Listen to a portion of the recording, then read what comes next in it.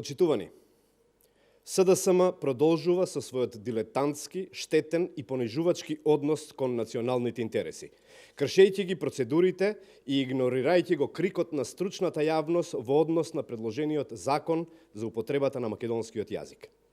Скандалозна е формулацијата во член 4, алинеја 11, од предложениот закон за употреба на македонскиот јазик, во која СДСМ македонскиот јазик го третира како втор јазик во и надвор од Република Македонија. Македонскиот јазик никогаш не може да биде ниту странски, ниту втор јазик во Република Македонија. Членот 7 од истиот закон е неуставен и навредлив.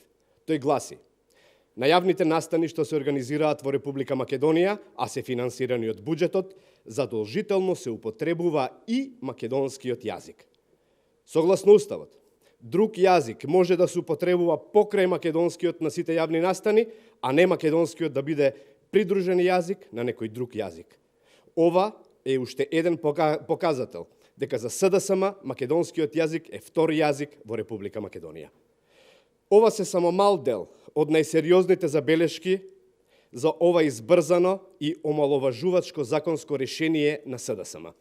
Бараме владата на Заев и Спасовски да најастава политиката над науката и да ги слушне жестоките реакции и критики на 90% од македонската стручна јавност за ова несреќно законско решение.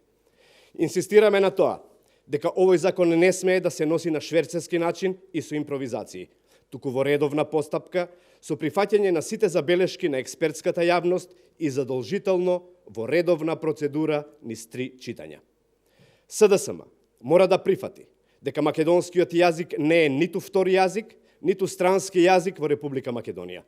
СДСМ мора да престане да ја злоупотребува техничката влада за теснопартиски интереси и истата мора да почне да работи на обезбедување демократски амбиент пред изборите на 12 април.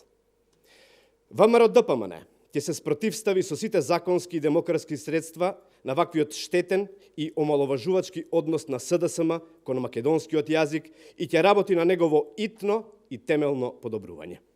Почитувани, обновата доаѓа, промените доаѓаат, а со нив и одговорноста за сите кои го прекршиле законот и нанеле штета на македонските национални интереси.